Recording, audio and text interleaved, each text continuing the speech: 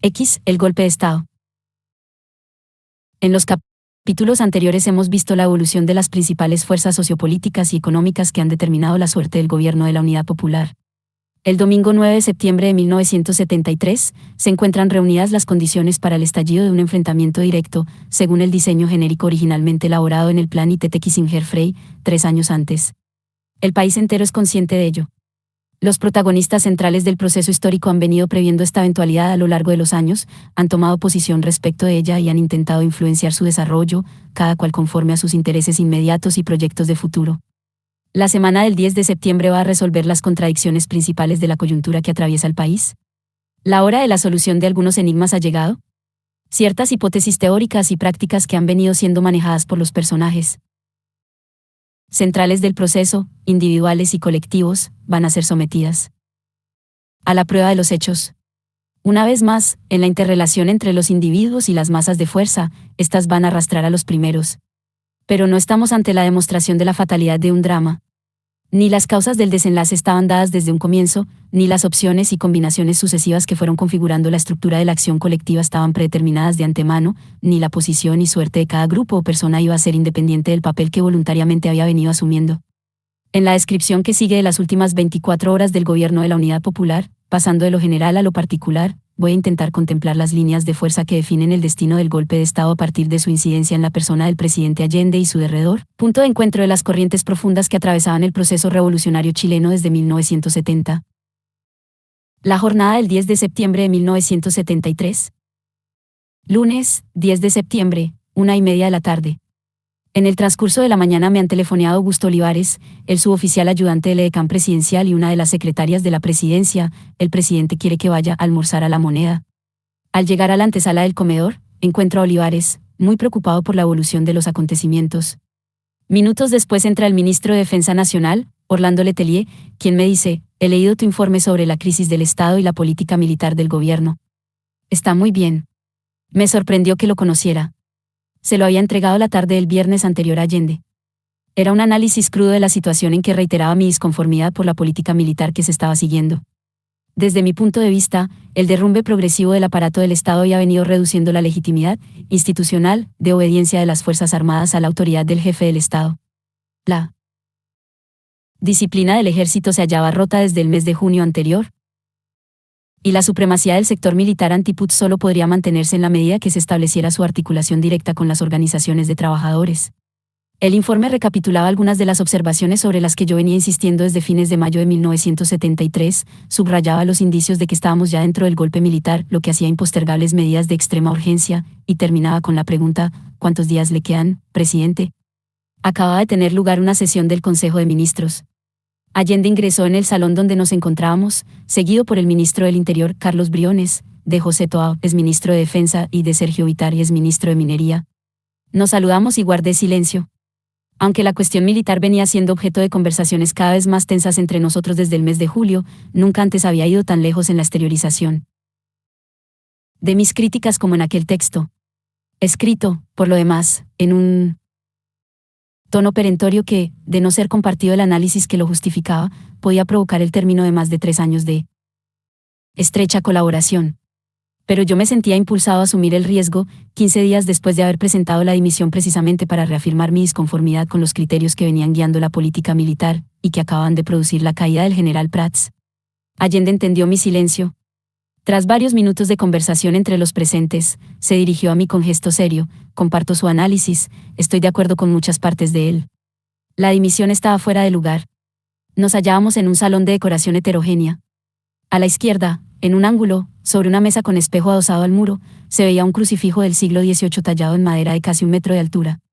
Evocaba el arte del siglo XVIII, cuando Chile era colonia de España, así como el gran armario policromo que se erguía en el ángulo opuesto, que durante 2 siglos debió guardar las vestimentas de culto en alguna sacristía. Ambos objetos pertenecían al Museo de Arte Colonial. Del lado de la calle Morandé, unían el piso con el techo 2 grandes ventanales, y en sus lados plantas de interior. En medio de ellos, un sofá de terciopelo rojo con 2 almohadones en sus costados. Sobre él yacería el cuerpo inánime de Allende a la misma hora del día siguiente. En el muro de enfrente, sobre un diván de terciopelo amarillo, Un cuadro representaba el momento de la proclamación de la independencia en la Plaza de Armas el 18 de septiembre de 1810. En el centro, una ancha mesa de mármol, recubierta de libros de arte y poesía. Entre ellos, uno obsequiado por el antropólogo brasileño Darcy Ribeiro sobre el lenguaje de las plumas entre los indígenas del Amazonas, y otro de Pablo Neruda de romances populares chilenos del siglo XIX. Es interesante recordar algunos de los temas tratados en el transcurso de aquel almuerzo. Es sabido, comenzó diciendo Allende, que los aviones de C-8 de la Línea Aérea Nacional se encuentran en la base aérea de Cerrillos. Está prohibido, repuso Toa, que los aviones civiles se posen en las bases militares. Allende, le pedí explicaciones al comandante en jefe de la Fuerza Aérea. Me respondió que los habían llevado allí los pilotos que se declararon en huelga el viernes pasado, según Lake, para protegerlos. Le pregunté de quién trataban de proteger los aviones, ¿del gobierno, acaso? Le he dado orden de que los retorne de inmediato al aeropuerto de Pudahuel. Dice que la Fuerza Aérea no cuenta con pilotos para mantener el servicio regular de pasajeros de los DC-8, pero sí de los DC-4, que van a ser movilizados para paliar los efectos de la huelga. Al día siguiente, sin embargo, los aviones de transporte civil eran utilizados para el traslado de tropas y equipamiento militar a lo largo del país, en apoyo de la sublevación. Ese era el sentido real de su presencia en Cerrillos. Así, toda la aviación, tanto militar como civil, quedó durante el fin de semana bajo el control de la dirección putschista. La Fuerza Aérea, prosiguió Allende, tenía previsto allanar esta tarde 3 empresas de Santiago. He dicho a Ley que suspenda el operativo. He ordenado también suspender los allanamientos en todo el país, mientras se comunica a las autoridades militares un nuevo instructivo sobre el particular. En este se indicará que la tarea de llevar a cabo los allanamientos corresponde a los carabineros, y que a las Fuerzas Armadas solo compete actuar como fuerzas de apoyo en los casos graves. En esta última forma, dijo Toa, se hallaba previsto en el proyecto original de la Ley de Control de Armas de 1972, elaborado conjuntamente por el gobierno y el alto mando de las Fuerzas Armadas. En el Parlamento, la oposición logró alterar la disposición. Anteanoche, intervino Olivares, en el desalojo y allanamiento del Canal 9 Televisión 1, los carabineros trataron con consideración a los trabajadores, sin que se produjera ninguna vejación ni violencia. Muy diferente de lo que ha ocurrido en otros allanamientos. Allende precisó, Lake me decía, nosotros no tenemos interés especial en allanar únicamente a los trabajadores. ¿Pero por qué nadie denuncia a los centros de la oposición para que los allanemos también? Eso es una argucia, terminó diciendo Toa. Se analizó la evolución de la huelga general de la oposición. Yo comenté que el día 4 los transportistas en huelga cortaron el tráfico, en Curacaví, de la carretera que une Santiago con Valparaíso, y obligaron a los automovilistas a pagar peaje. Se hallaban presentes unidades de carabineros, y se limitaron a contemplar la escena durante horas, sin intervenir. Era un ejemplo de connivencia con los huelguistas.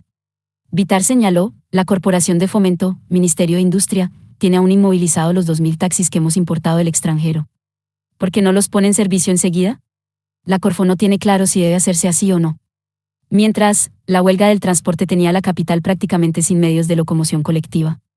Se evocó posteriormente la difusión en Valparaíso, la semana anterior, de volantes impresos por la Marina con mensajes de significado subversivo que terminaban con la frase, las Fuerzas Armadas son garantía de orden, seguridad y bienestar para todos los chilenos.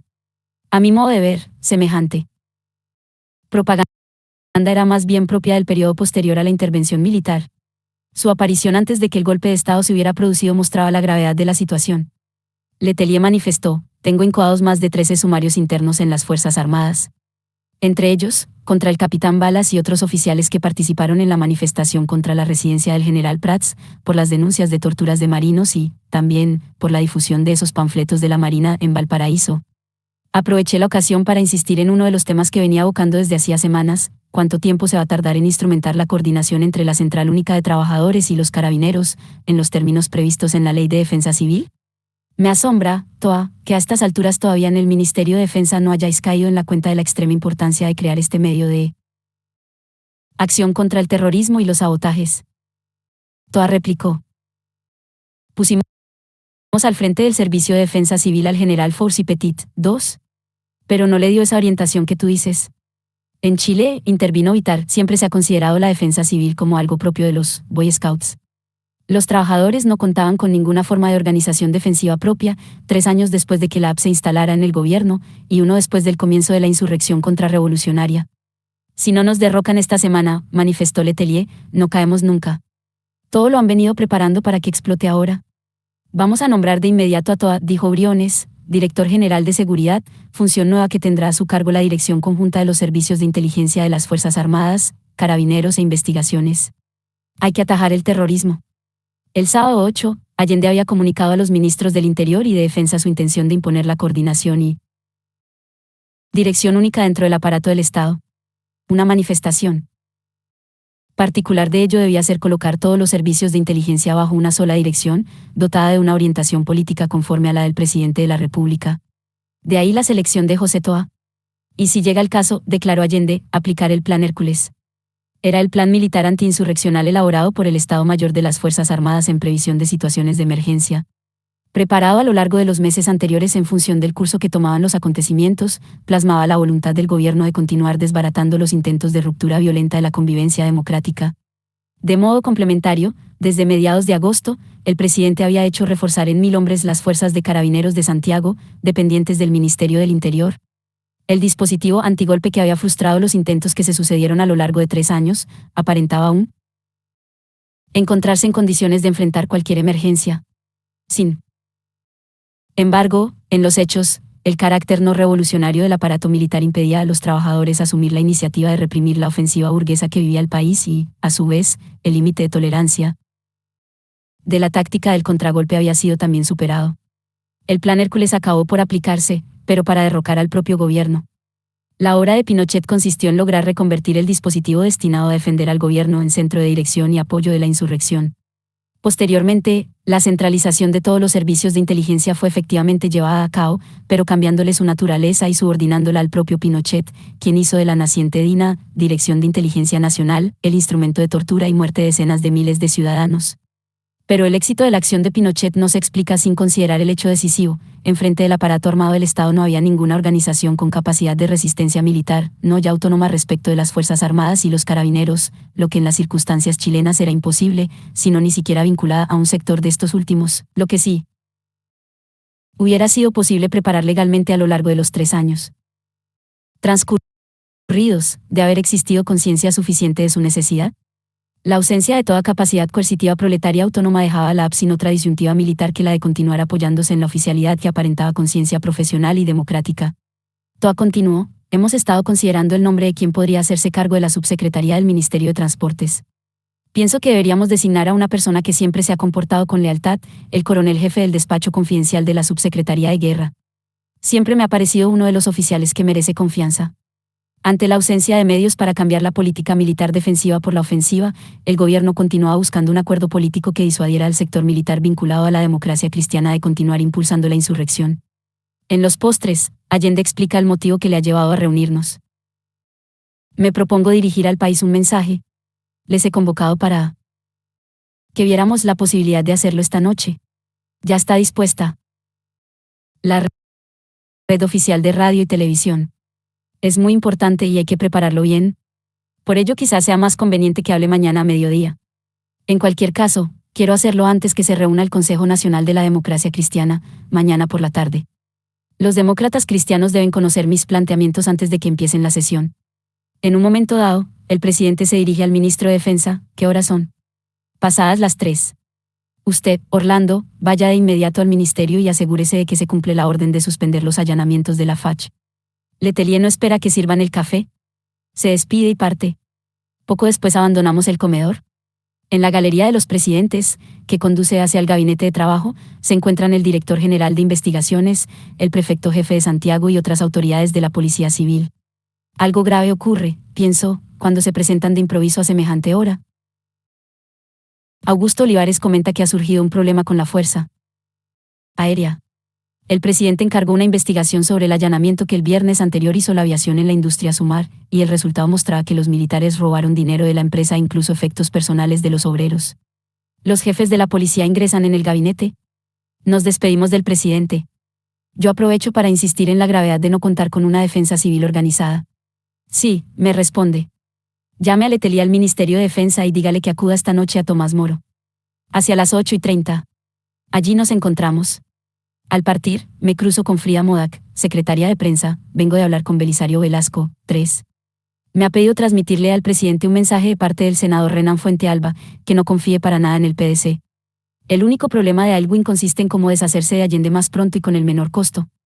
Fuentealba y Velasco forman parte del sector de la democracia cristiana que, en 1970, fue decisivo para hacer fracasar el plan ITT. Kissinger Frey de provocar un golpe de Estado. Fue el sector que hizo posible que el Parlamento ratificara el 24 de octubre de aquel año a Allende como presidente de la República, salvando así una crisis constitucional que desembocaba directamente en la intervención militar. 3 años después no solo había perdido la dirección del partido, sino que se encontraba impotente para refrenar las ansias contrarrevolucionarias de la derecha democristiana. Frida Modak me comenta también que días atrás había estado en su casa el general von Siawan, jefe del Estado Mayor de la Fuerza Aérea, manifestándose predispuesto a aceptar la comandancia en jefe de la aviación, que había rechazado el 17 de agosto anterior, pero siempre que antes le hubieran limpiado el alto mando de muchos indeseables. Resueltamente, entre los generales no hay ninguno que desee asumir la responsabilidad de hacer frente a la conspiración. En la aviación, el general Poblete, simpatizante de los socialistas, se ha retirado voluntariamente en febrero de 1973-4. En el ejército, Prats, Pickering y Sepúlveda han aguantado hasta la tercera semana de agosto. En la Marina, Montero se haya dimitido. En cambio, ninguno de los oficiales derechistas se retira espontáneamente. Los marginados del servicio activo lo han sido por mandato imperativo del jefe del Estado. Los generales comprometidos con la oposición burguesa conspiran y desean combatir. Los partidarios del gobierno flaquean, dudan, abandonan. No tienen la motivación ideológica y de solidaridad con los intereses de los trabajadores que aquellos tienen con la burguesía insurrecta.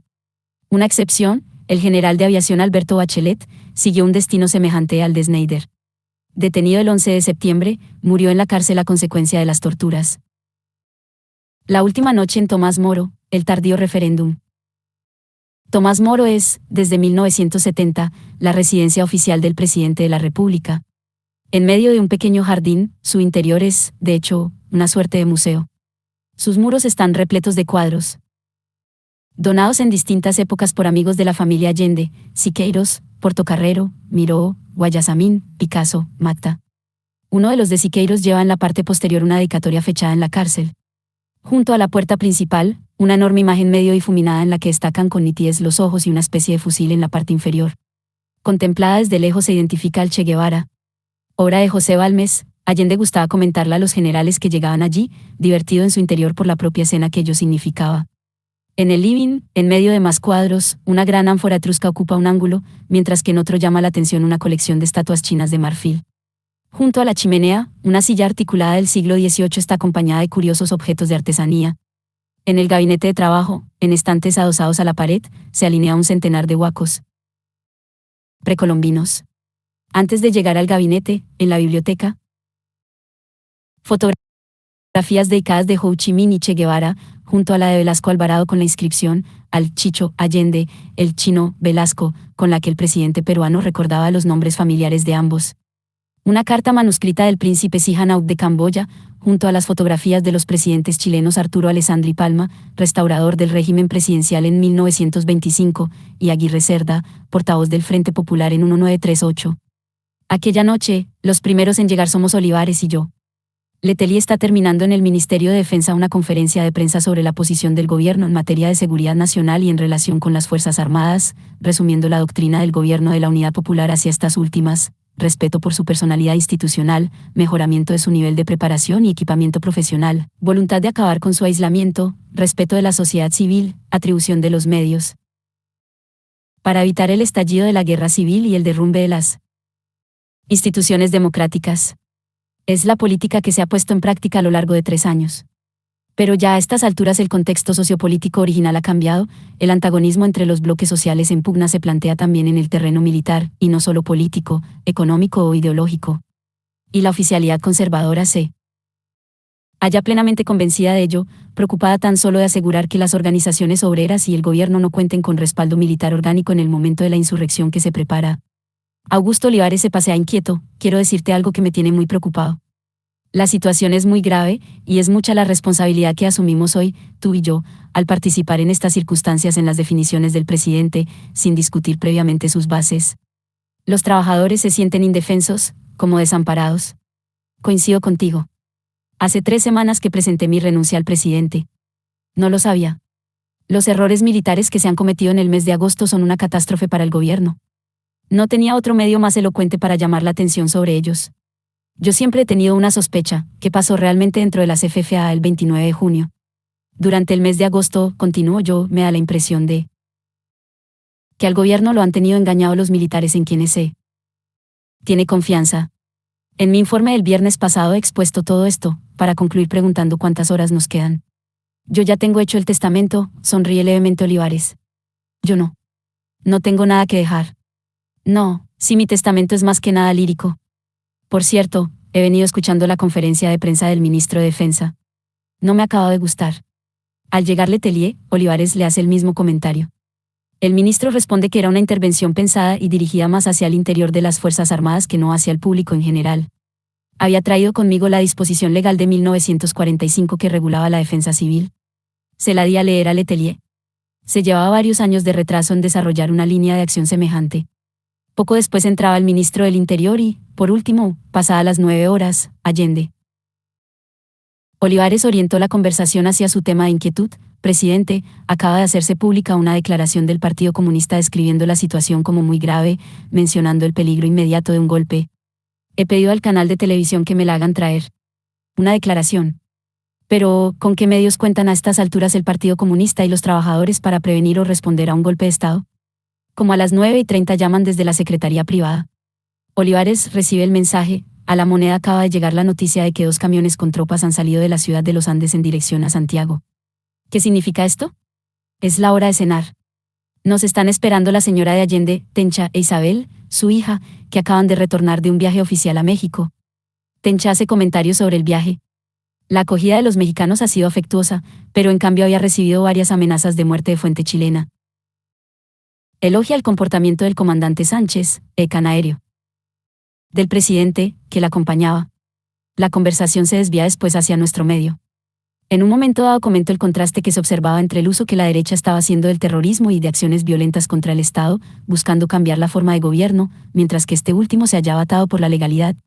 Allende responde, tiene usted razón, pero nosotros no podemos romper la legalidad porque somos precisamente el gobierno. Siempre hemos luchado en favor de que el respeto por la ley en un Estado democrático corte el paso al despotismo o la arbitrariedad. Lo decíamos cuando éramos oposición, y llegamos al gobierno apoyados en la legalidad. Tenemos la obligación de acatar y hacer acatar la Constitución, tanto para evitar que los chilenos acaben matándose unos a otros como para asegurar a los trabajadores sus conquistas.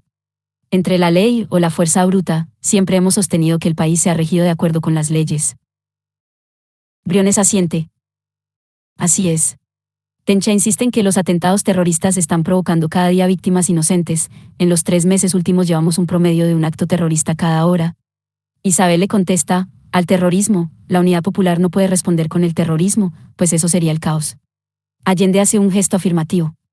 Mi observación iba dirigida en otra dirección, el gobierno puede probar mayor capacidad de reacción y de presencia frente al terrorismo.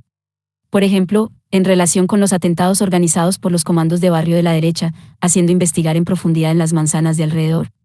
Porque el ministro del Interior no imparte esta orden. El gobierno puede tener una respuesta distinta de las declaraciones verbales que acostumbra hacer la izquierda, sin necesidad de dejarse arrastrar tampoco a cometer atentados, que es lo que desearía la derecha por lo demás. Letelier argumenta en el mismo sentido. El presidente se manifiesta de acuerdo. Briones concluye. Conforme. Así lo haré mañana. Ahora será el Ministerio del Interior quien impartirá órdenes de allanamiento. Demasiado tarde. La legalidad hacía tiempo que era desconocida por la oposición en todo aquello que dejaba de proteger sus intereses. Solo la conjunción de la fuerza social del movimiento popular, por un lado, y de la disciplina del aparato armado del Estado, por otro, había logrado mantener el imperio de la ley hasta aquella noche. Al día siguiente, sin embargo, la pérdida del control de las instituciones armadas no solo implicaría la caída del gobierno, sino la del Estado democrático y su legalidad como forma de organización de la convivencia en la sociedad civil. La violencia sin contrapeso y la arbitrariedad iban a tener libre el camino, hasta que un nuevo poder coercitivo se impusiera al servicio del sector social cuya fuerza armada resultara predominante. La referencia a la Constitución y las leyes como marco de definición del uso de la fuerza y como norma del comportamiento colectivo tenían, aquella noche, su última invocación. Un periodo se estaba cerrando en la historia del país, el del desarrollo de la socialización del poder mediante la creciente democratización de la sociedad dentro de un Estado de Derecho. El estado de guerra de la burguesía contra los trabajadores primero, y de estos contra la burguesía después, se iniciaba en Chile. Durante varias generaciones, probablemente. Terminada la cena, la última de varios de los presentes, Tencha e Isabel se retiraron y los restantes nos reunimos en el gabinete de trabajo. Allende comenta que, por fin, la Armada se ha hecho a la mar y ha partido de Valparaíso. Le digo, Chile no es Bolivia, de algo parece que podemos estar ciertos, el golpe no será del conjunto de las Fuerzas Armadas. Después pasa a considerar la importancia del mensaje a la nación del día siguiente y los temas que debe contemplar. Voy a dar el trámite de urgencia a la discusión en el Parlamento de los proyectos legislativos considerados durante las negociaciones con el PDC. El periodo ordinario de sesiones termina el próximo día 15. Para el 20 de septiembre convocaré a las cámaras en legislatura extraordinaria, y solo figurarán en la tabla de deliberaciones los mencionados proyectos de ley. Entre los días 15 y 20 me reservo la implantación eventual del estado de sitio que hasta la fecha me ha negado el Congreso, según la evolución de los acontecimientos. Si en el PS hay acuerdo en legislar sobre los proyectos indicados, de inmediato promulgaré las 2 reformas constitucionales que ha aprobado últimamente el Parlamento. Si no hay acuerdo, convocaré un referéndum. Ya le he dicho al ministro de Justicia que prepare el articulado del texto, dándole como coordenada los criterios que manifesté al presidente del PS en mi carta del 2 de agosto. Sobre la convocatoria de un referéndum, el Partido Comunista me ha entregado a mediodía esta carta. Está de acuerdo, así como también en concederme poderes de decisión en los próximos meses, hasta que superemos la presente emergencia. No voy a hacer público el contenido exacto del referéndum, que es una base que me reservo. Pero ello despeja la tensión entre los militares. Ayer los generales abrieron los ojos como platos cuando les dije que iba a convocar un referéndum al comenzar esta semana. Presidente, me preguntaron asombrados, ¿es una decisión que está tomada? Sí, les contesté, mañana la voy a hacer pública. Allende prosigue su exposición, medidas económicas de emergencia para asegurar la realización del plan de 1974. Todos los esfuerzos de producción, organización, dirección y control deben concentrarse en asegurar la disponibilidad de los productos esenciales para la mayoría de la población, garantizando el abastecimiento a precios oficiales. Se requiere incrementar la inversión en un sentido favorable a consolidar la reorientación de la producción en beneficio de los trabajadores, dándoles más oportunidades de empleo productivo en el futuro. Se asegurará el pleno empleo actual. Aquí tengo la síntesis de las medidas concretas que me ha hecho llegar Buscovic, las lee, y prosigue. Ninguna concesión a los gremios en huelga. Las direcciones de los colegios profesionales en paro deben ser desconocidas por los colegios que trabajan. Ofensiva total contra los terroristas, a los de Patria y Libertad, los vamos a aplastar. Para el pueblo ha llegado la hora de ser yunque o martillo. Olivares entiende que el mensaje debe ser dirigido especialmente hacia los trabajadores, la oposición democrática y las FFA y ser combativo en lo restante. Briones señala, en lo que se refiere a los proyectos legislativos, aquí traigo el acuerdo convenido con la dirección del PDC. Están resueltas las divergencias y están de acuerdo en todo. La ADC ha dado su conformidad en los términos especificados en estos documentos, así como sobre el modo de promulgar la reforma constitucional de las áreas de propiedad. Horas después, el PS aplaudía y rendía pleitesía a la Junta Militar, guardando silencio sobre estos acuerdos. De haber fracasado la sublevación, no me cabe duda de que habríamos asistido a las habituales profesiones de fe democristiana, de reafirmación de nuestra inquebrantable voluntad de respetar la legalidad, el régimen institucional, la democracia, y de condenar la violencia, venga de donde venga, al tiempo que habrían esgrimido los acuerdos a que aludía Briones para probar nuestra voluntad generosa y desinteresada de contribuir a superar la crisis presente. Triste papel el de los democristianos. La carta de la Comisión Política del PC al presidente mencionaba la convocatoria de elecciones para una asamblea constituyente y posible reducción del periodo presidencial a 4 años. ¿Qué alcance tiene esta proposición?, pregunté. No acabo de entender. Hasta la semana pasada, siempre los comunistas han rechazado la convocatoria de un plebiscito. Ahora se desplazan al extremo opuesto. Otro gallo nos cantara si hubieran formulado esta misma proposición hace 2 años. Ahora, creo que no hay tiempo sino para plantear a través del referéndum las opciones políticas y económicas más inmediatas que se debaten en el país. En cuyo caso, el gobierno no puede poner en cuestión de modo directo su continuidad. Allende lee en voz alta la carta firmada por Luis Corbalán. La Asamblea Constituyente sería elegida para introducir reformas limitadas o amplias en la Constitución y, eventualmente, para elaborar un nuevo régimen institucional. Depende de las circunstancias. Funcionaría simultáneamente con el Parlamento ordinario actual. Este punto, dice Allende, debe incluirse en el discurso de mañana. Es la hora de los cañones. El país no alcanzaría a conocer esta proposición para reordenar las instituciones del Estado por vías democráticas. La máquina que deseaba impedirlo estaba ya en marcha. 5. Son las 11. Suena el teléfono. Responde Augusto Olivares, se reincorpora a la reunión y dice, es Miriam, desde La Moneda. Me ha repetido lo mismo que antes. Que les han llamado diciendo que 2 camiones con soldados han salido de los Andes hacia Santiago, y que el regimiento allí está cuartelado. Hay muchos rumores. Briones bromea, ahí están de nuevo los camiones de Augusto. La sesión de trabajo queda interrumpida. ¿Qué está pasando? Minutos después el presidente dice al ministro de Defensa, Orlando, por favor, llame al jefe de la guarnición de Santiago y averigüe qué pasa. Letelier habla con el general Brady, designado jefe de la segunda división del ejército en la tercera semana de agosto, tras la dimisión del general Sepúlveda Asquella, quien prefirió seguir a Prats en su camino al retiro. Brady está aquella noche en su casa. Informa a Letelier, dice que no sabe nada, que va a informarse. Me ha pedido el teléfono para llamarme en 15 minutos más. Le he dicho que yo lo haré. Poco antes de medianoche Letelier habla de nuevo con Brady, dice que no hay nada de camiones. Se ha puesto en contacto con la guarnición de San Felipe y está todo normal. El acuartelamiento obedece a la preparación de la parada del día 19. Que él se hace cargo de la situación. A medianoche alguien telefonea a Letelier. Es Carlos Altamirano, secretario general del Partido Socialista. Dice lo mismo, manifiesta Letelier. Que 2 camiones con tropas han salido de los Andes. ¿Qué hago? ¿Llamo al comandante en jefe? Briones reitera, ahí vuelven los camiones de Augusto. Era evidente que esta información había ingresado después de las 9 de la noche en el círculo de personas vinculadas al Partido Socialista y al presidente, y que estaba siendo transmitida de un lugar a otro, retornando al centro que eran La Moneda y Tomás Moro. En la secretaría privada del Palacio Presidencial hay una permanencia todas las noches, desde el 29 de junio. En esta oportunidad se encuentran allí Miriam Contreras, Carlos Jorquera, Arsenio Poupin, Max Ruppert, Víctor Pey. También llegaron Ricardo Pincheira, Max Marambio, Eduardo Paredes y Alfredo Joignant, director general de investigaciones. El presidente responde a la pregunta de Letelier, no llame a Pinochet. No hace falta. Son tantos los rumores. Hace meses que no dormiría si tuviera que atender cada rumor.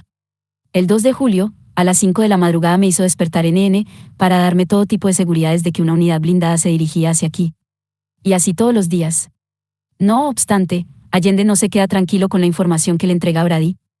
A eso de la 1 interrumpe la discusión sobre el mensaje y telefonea al mismo al director subrogante de Carabineros, General Urrutia, persona cuya lealtad no le ofrece dudas. General Urrutia, disculpe que le llame a estas horas. Hay muchos rumores. ¿Qué noticias tiene UD? Conforme. Tome, no obstante, precauciones especiales esta noche. Yo aprovecho la interrupción para comentar con Letelier mucho retraso en cambiar la correlación de fuerzas en el alto mando. El presidente ha vuelto a tomar asiento en su sillón. El ministro de Defensa le dice, me gustaría avanzar la junta de calificación de las Fuerzas Armadas para muy pronto, sin esperar a fines de mes. Tengo 3 caminos para llamar a retiro a los oficiales golpistas. 1. El insinuado por Pinochet, no acelerar las cosas. La junta de calificación se reúne antes de fin de mes y, por razón de haber llegado a la edad de la jubilación, se podría reequilibrar el alto mando según los criterios del gobierno. Otro, pasar a retiro mañana mismo a los generales Bonilla y Arellano.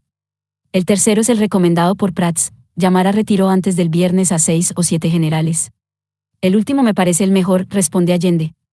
Mañana comunico este mensaje al país y, luego, sacamos de las Fuerzas Armadas a estos oficiales. Volveremos a conversarlo. De nuevo se abre la puerta. Comunican que ha llegado el mayor Concha, jefe de la zona de los carabineros donde se encuentra la residencia. Le envía el general Urrutia. Allende sale a conversar con el oficial. Briones intenta retomar el problema del acuerdo político, las proposiciones legislativas acordadas con la DC son de gran importancia. Augusto Olivares, cada vez más nervioso, se impacienta, sí, sin duda. Pero la gente hoy siente y quiere cosas más inmediatas y materiales. Perdón que cambie de tema, pero estas noticias de los camiones. Briones exclama, Augusto con sus camiones. Siempre me han molestado las dispersiones cuando se está tratando un tema específico. Me vuelvo hacia Olivares, mira Augusto, si el golpe es mañana no hablemos más del discurso. Si no es así, concentrémonos en el discurso de mañana. Letelier señala, el dilema es de una lógica aplastante. ¿Por qué optas? Olivares, obviamente, no tiene la respuesta, pero está fijado en su intuición, no es tan claro. Son cerca de las 2 de la madrugada, Allende está muy cansado y con los párpados caídos, Briones dice. El presidente necesita descansar. Está cabeceando. Allende, sin abrir los ojos, les escucho, aunque ustedes no lo crean. Se pone en pie. Sí, vamos a reposar, es muy tarde ya. Mañana nos espera un día duro. Augusto y Juan Enrique, nos vemos aquí mismo a las 8:30 de la mañana. Se levanta la sesión. Yo pregunto, doctor, me decía antes que iba a darme el informe final de las medidas económicas de urgencia. ¿Dónde está? ¿Dónde ha quedado? Busca entre los documentos. No lo encuentro. Ya es demasiado tarde. Mañana a las 8:30 nos vemos. Que descansen. Buenas noches. Salimos todos del gabinete. Briones y Letelier parten. Augusto Olivares hace varias semanas que se queda a dormir en Tomás Moro, en previsión de cualquier emergencia. Mi casa queda algo lejos. Pregunto, Augusto, ¿quedan pocas horas para dormir? ¿Habrá alguna habitación libre aquí? Sí, ven que te muestre, está al lado de la mía. Subimos al primer piso. Le digo que me despierte cuando él se levante. No te preocupes, me dice. Abajo en el gabinete, el teléfono vuelve a sonar. Es Miriam, todavía en La Moneda, presidente. Como a medianoche continuaban las llamadas de teléfono avisando que había movilización de tropas desde los Andes, llamé a Flores, 6, a su casa, para que me lo confirmara antes de avisarle a UD. Le pedí que hablara con el comandante en jefe si era necesario. Me dijo que iba a hablar con otras personas, y que yo llamara al subsecretario de Guerra, coronel Valenzuela. Estaba durmiendo, le expliqué lo que pasaba y que averiguara. Media hora después este último me llamó, comunicando que había hablado con el coronel Ibáñez, que está de guardia en el Estado Mayor, y confirmó que era cierto, pero que no se trataba del regimiento entero, sino solo de 2 compañías que venían a reforzar la guarnición de Santiago, pues mañana será un día crudo. Le pregunté qué quería decir con la palabra crudo. Explica que mañana se conocerá la resolución de los tribunales pidiendo el desafuero de la inmunidad parlamentaria de Altamirano y Garretón, y que se espera que se produzcan ocupaciones de caminos y fábricas como reacción. Por lo demás, hay acuartelamiento general hasta las 6 de la mañana. Gracias, Paya. Deme el número de teléfono del general Brady. A las 2:30, Allende telefonea a La Moneda, he hablado con Brady. Váyanse a descansar. Es muy tarde. Mañana será un día largo y duro. Poco antes de las 5 se recibe una nueva comunicación en La Moneda. Patria y Libertad había postergado el atentado que tenía previsto cometer esa noche. Alguien les había dicho que ya no tenía utilidad. 6:30, la Marina se ha sublevado. Suena el teléfono de mi habitación. Preguntan por alguien que no conozco. Parece el nombre de un miembro de la escolta del presidente. No es aquí, y cuelgo. Miro la hora, las 6:30. 15 minutos después es Augusto quien entra. Juan Enrique, despierta. ¿Qué pasa? Aún no son las 7. Parece que hay lío. ¿Dónde? En la Armada. Bajo deprisa al gabinete. Allende, en bata, está de pie, con el teléfono en la mano. Se ha sublevado la marinería. La oficialidad del submarino Simpson y la del crucero Almirante La Torre. La escuadra norteamericana está en alta mar, a la altura de Coquimbo. Ninguno de los comandantes en jefe responde al teléfono. El general Pinochet no está en su casa. El general Urbina no contesta, ¿estará detenido? Se había comunicado minutos antes con Letelier, quien desde su casa telefoneó a su gabinete en el Ministerio de Defensa. Se encontró con la sorpresa de que le contestaba el almirante Carvajal, jefe del Estado Mayor Conjunto de la Defensa Nacional, importante personaje en la preparación del golpe. Todavía no quiere definirse, balbucea, tartamudea, su información es equivocada, señor ministro. No hay tropas en Santiago. ¿Se tratará de algún allanamiento? No sabemos exactamente lo que pasa. Estamos intentando comunicarnos con Valparaíso. Estoy viendo, le tendré informado. Letelier transmite al presidente el hecho de que el almirante Carvajal se encuentra a esas horas en el despacho del ministro de Defensa. Allende le indica que acuda de inmediato a ocupar su puesto, si cree poder llegar hasta allí. Olivares pregunta si telefonea al general Prats. ¿El general Prats? Allende esboza un gesto, entre la ironía y la defraudación. Mejor no hablemos de él. 6 camiones con tropas de la Marina se dirigían desde Valparaíso hacia Santiago. Los han detenido los carabineros en la carretera. Los carabineros son los únicos que responden. Están tomando las medidas previstas, salen a proteger La Moneda. He hablado con Brady.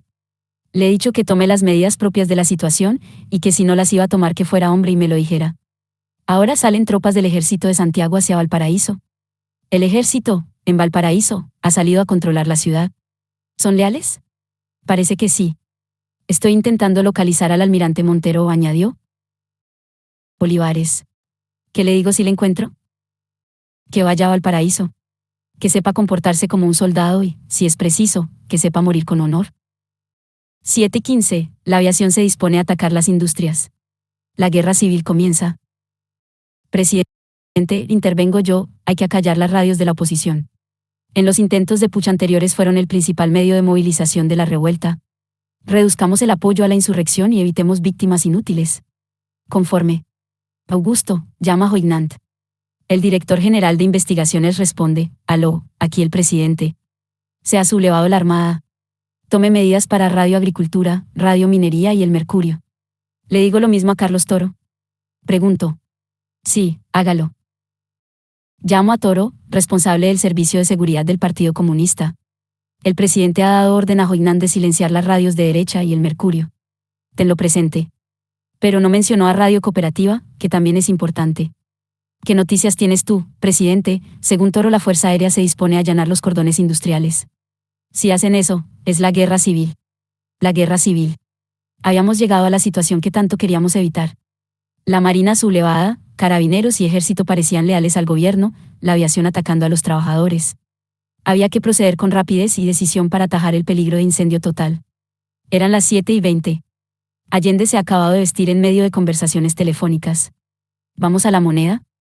Los tanques de los carabineros que están aquí en la puerta, díganles que se dirijan también allá. Parte el coche del presidente, seguido de otros 3 con la escolta. Personal y 2 camionetas con armas. A toda velocidad, se dirigen hacia la avenida Kennedy, bordean la ciudad. Los 2 tanques de carabineros que estaban guardando Tomás Moro, se dirigen también hacia la Moneda por un camino más corto, por Providencia, el Barrio Alto.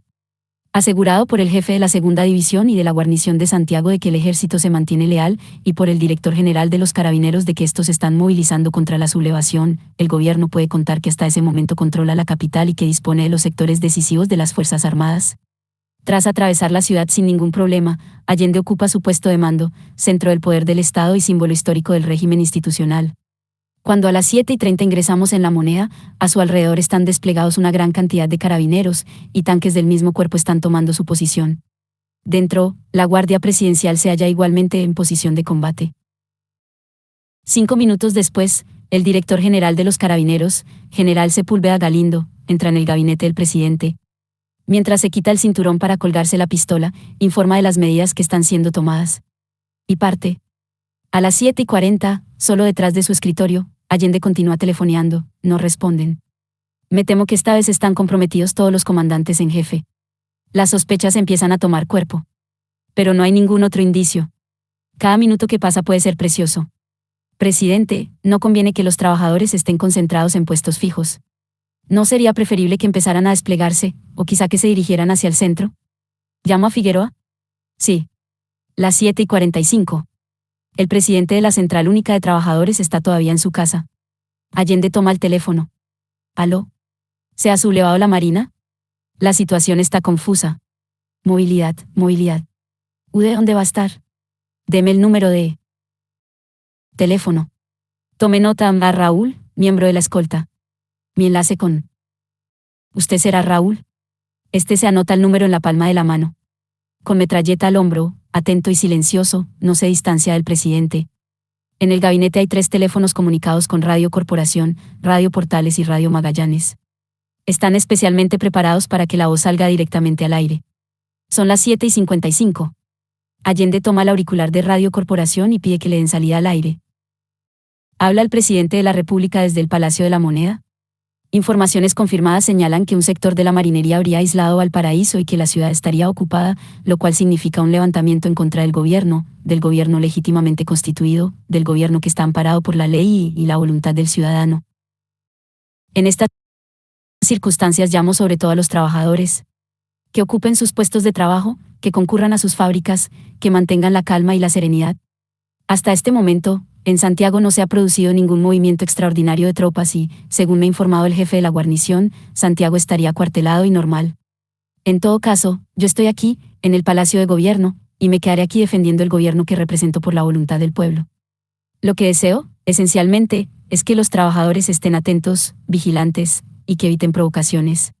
Como primera etapa tenemos que ver la respuesta, que espero sea positiva, de los soldados de la patria, que han jurado defender el régimen establecido que es expresión de la voluntad ciudadana, y que cumplirán con la doctrina que prestigió a Chile y le prestigia por el profesionalismo de las Fuerzas Armadas. En estas circunstancias, tengo la certeza de que los soldados sabrán cumplir con su obligación. De todas maneras, el pueblo y los trabajadores, fundamentalmente, deben estar movilizados activamente, pero en sus sitios de trabajo, escuchando el llamado que pueda hacerles y las instrucciones que les dé el compañero presidente de la República. No. El término de movilidad, empleado en la conversación con Figueroa, no significa que los trabajadores se desplieguen todavía. El diseño que Allende siempre ha mantenido es que en el terreno militar las organizaciones obreras no están en condiciones de actuar al margen de las Fuerzas Armadas profesionales, sino en conexión con estas. El mensaje que acaba de transmitir está en esa misma línea, corresponde en primer lugar a los cuerpos armados del Estado sofocar el amotinamiento que, hasta ahora, aparece localizado en la Marina. Los trabajadores, en caso de insuficiencia de aquellos, pueden actuar como fuerza acumulativa, pero no supletoria. Durante los 3 años anteriores, el gobierno siempre ha contado con el respaldo activo de un sector de las Fuerzas Armadas. Y sobre tal base está montado su sistema defensivo. La información disponible hasta aquel momento indicaba que no había solución de continuidad sin el apoyo de las Fuerzas Armadas al gobierno, en tanto que institución, el Estado se hunde irremediablemente.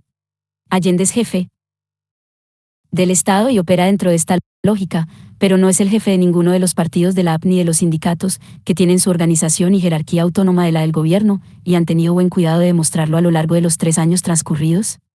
Que tienen previsto los partidos obreros para la eventual suposición de que la autoridad del jefe del Estado sobre las Fuerzas Armadas desaparezca, por una causa u otra. Yo estimo que las organizaciones obreras no pueden estar simplemente expectantes. Que deben actuar. Figueroa es el presidente de la CUT y miembro de la Comisión Política del PC. El vicepresidente es Rolando Calderón, del PS. Presidente, ¿llamo a Calderón? Sí. Son las 8, está aún en su casa. Aló, Rolando, el presidente. Hagan callar las emisoras de la derecha y el Mercurio. Ocúpese del Mercurio. Pero los sindicatos, por sí solos, no pueden hacer frente a la situación sin respaldo de tropas profesionales, organizadas y equipadas para enfrentarse a otros cuerpos armados. Los comandantes en jefe continúan sin responder. ¿Qué está pasando realmente dentro de las Fuerzas Armadas? Pienso de nuevo en quién era comandante en jefe del ejército 17 días atrás. ¿Y el general Prats? Pregunto. ¿Lo tenemos en un sitio seguro por si llega el momento? ¿Dónde está el ministro de Defensa? Hace 20 minutos que ha salido de su casa. He mandado un coche a buscarlo. Usted, a un miembro de la escolta, vaya al Ministerio de Defensa a informarse de lo que pasa allí. La semana anterior, Prats había manifestado que pensaba en la posibilidad de un atentado contra su vida. Allende le pidió a Víctor Pey que le consiguiera una casa segura donde alojarse. Solamente ambos sabían dónde era. A partir de las 8 empiezan a acudir a la Moneda las primeras autoridades. A las 8:10 ingresa en el gabinete del presidente el coronel Valenzuela, subsecretario de Guerra, vestido de civil. Vengo del Ministerio de Defensa. He querido entrar y no me han dejado. Está tomado por el ejército. Es la primera noticia concreta que nos llega sobre el ejército. De Letelier, tras sus 2 conversaciones telefónicas con Tomás Moro, antes de las 7, no supimos más. Había partido hacia el Ministerio de Defensa en su coche, acompañado de su ayudante militar, y al ingresar en el ministerio este último le encañonó con su pistola. Entra Eduardo Paredes. Al salir del edificio de apartamentos donde he pasado la noche, me he encontrado con el general Magliochetti, 7, que estaba entrando. ¿Nos hemos saludado? La cara de asombro que ha puesto al reconocerme. Allende comenta, el general Magliochetti, entrando a un edificio civil a estas horas. Todavía no se sabe nada concreto de la aviación. A las 8:15, Allende pronuncia una segunda locución por radio. Mientras está hablando, el suboficial del edecán militar, que está en el despacho contiguo, me comunica que el edecán aéreo llama por teléfono. Dígale que espere un momento, que el presidente está hablando por radio. Segundos después regresa el suboficial, el comandante Sánchez insiste en que es muy urgente. Salgo a la sala de los edecanes a contestar. No hay nadie. Tomo el teléfono, sí, diga, comandante Sánchez en el teléfono. Necesito hablar con el presidente. Buenos días, comandante. El presidente está hablando por radio. Espere un momento. En cuanto termine tomará la comunicación. ¿Qué noticias tiene UD? El silencio fue tan absoluto del otro lado, que juzgué prudente no repetir la pregunta. Regresé al gabinete. Cuando Allende colgó el auricular de la radio, le dije que el edecán aéreo le esperaba en el teléfono. Sí, escucho. Dígale al general von Siaban que el presidente de Chile no arranca en avión y que él sepa comportarse como un soldado, que yo sabré cumplir como presidente de la República. ¿Y usted, qué hace ahí? ¿Ha ido a informarse? Bien, véngase de inmediato a La Moneda.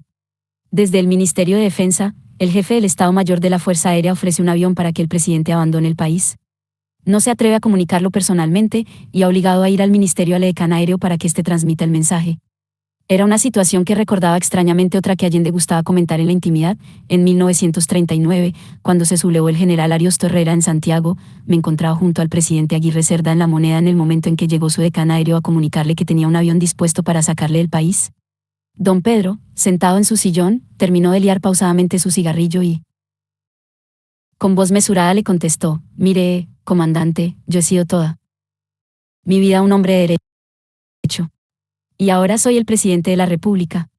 Tendrán que venir a sacarme de aquí, porque yo no voy a irme. Ariosto no llegó a La Moneda. Con su actitud, aquel viejito había hecho fracasar el putsch. La comparación llega solo hasta aquí.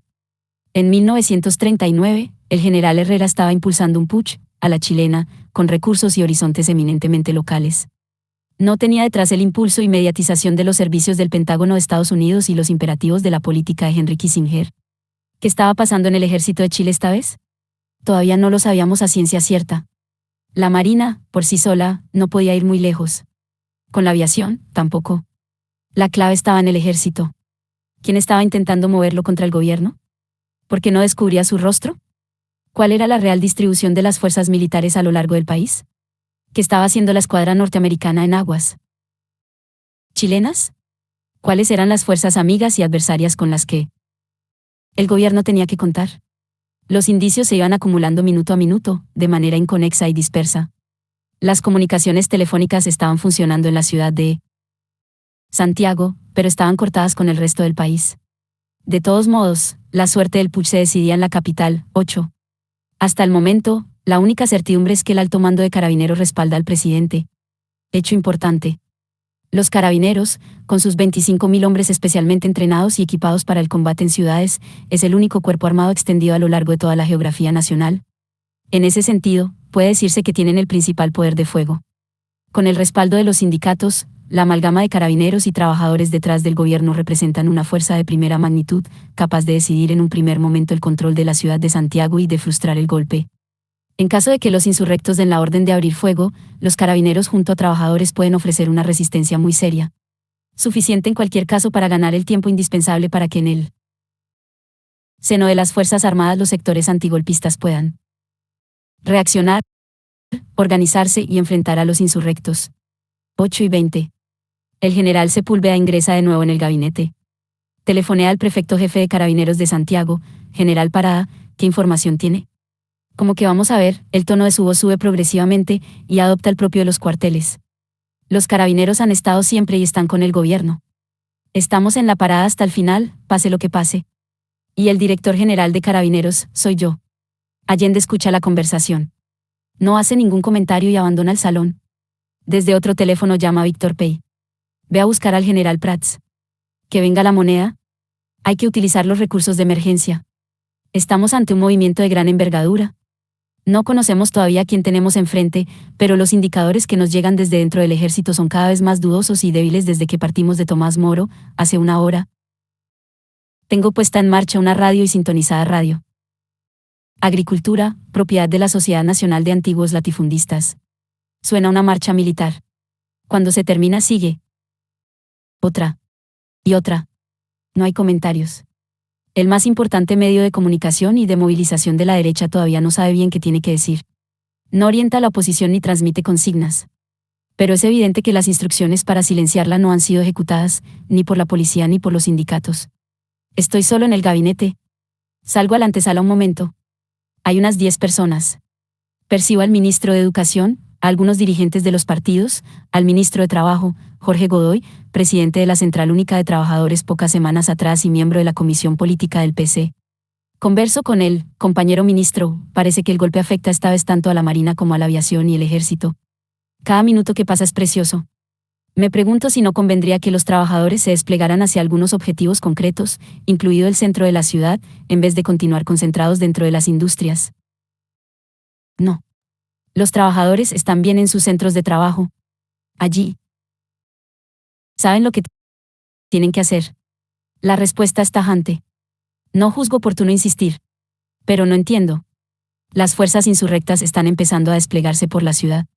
En cambio, los trabajadores están inmovilizados en sus fábricas. Ante un adversario en movimiento, centralmente coordinado, dotado de medios ofensivos y de aprovisionamiento infinitamente superiores a los pocos centenares de fusiles y metralletas a los que tienen acceso los trabajadores, estos esperan en puntos fijos, prácticamente desconectados unos de otros. Como plan de combate, no veo su adaptación al momento que se vive. Más bien parece un plan de no combate. Una duda me asalta: durante 3 años, desde 1970, la Central Única de Trabajadores ha repetido que en caso de intento de golpe los sindicatos tenían orden de ocupar sus empresas e iniciar la huelga general. El 29 de junio de 1973, mientras los tanques disparaban por primera vez contra la moneda, la gran mayoría de las empresas del país fueron ocupadas. ¿Significa lo que me dice el ministro del Trabajo que frente al tipo de movimiento militar que se nos está revelando minuto a minuto esta mañana, los sindicatos continúan pensando que su respuesta es la ocupación de empresas y la huelga general? Frente a una masa militar movilizada y equipada para la guerra, ¿qué puede hacer la huelga general? Nada, pienso yo, si no dispone a su vez de respaldo militar. 8:30, Pinochet y el ejército dirigen la insurrección. Retorno al gabinete. No hay nadie. En la radio, la música militar ha cesado y están leyendo un comunicado. El presidente de la República debe proceder a la inmediata entrega de su cargo a las Fuerzas Armadas y Carabineros de Chile. La prensa, radio y canales de televisión adictos a la Unidad Popular deben suspender sus actividades informativas a partir de este instante, de lo contrario recibirán castigo aéreo y terrestre, firma Junta Militar de Gobierno de las Fuerzas Armadas y los Carabineros. Son las 8:30. Por la radio empezamos a saber a qué atenernos. Estos valientes militares no se han atrevido a comunicar sus propósitos personalmente, ni siquiera por teléfono. Han hecho leer a un locutor un comunicado. Por primera vez aparecen los nombres de quienes se responsabilizan de lo que está pasando. Aunque todavía no muestran su rostro ni se oye su voz, pueden hacerse algunas deducciones. En la Marina y en los Carabineros ha habido un golpe interno.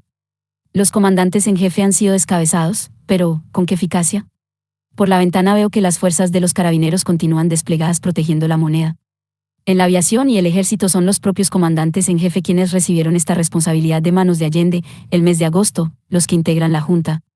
Ley no tiene mayor misterio, pero la sorpresa está en Pinochet. El hombre que se hacía pasar por leal hasta las últimas consecuencias, el confidente que revelaba al gobierno las intrigas de los conspiradores, el que en el mayor secreto discutía con Prats y Allende de las medidas para controlarlos y eliminarlos del ejército, el que apenas 2 días antes había escuchado al presidente decir que iba a convocar un referéndum para resolver los principales dilemas político-económicos del país, era el que dirigía el levantamiento. Esta sí es una nueva. Ahora se entiende que no respondiera esa mañana.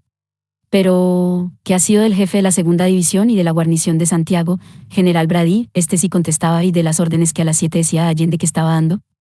¿También lo han descabezado, o también mentía en espera de confirmar de qué lado se decantaba la situación?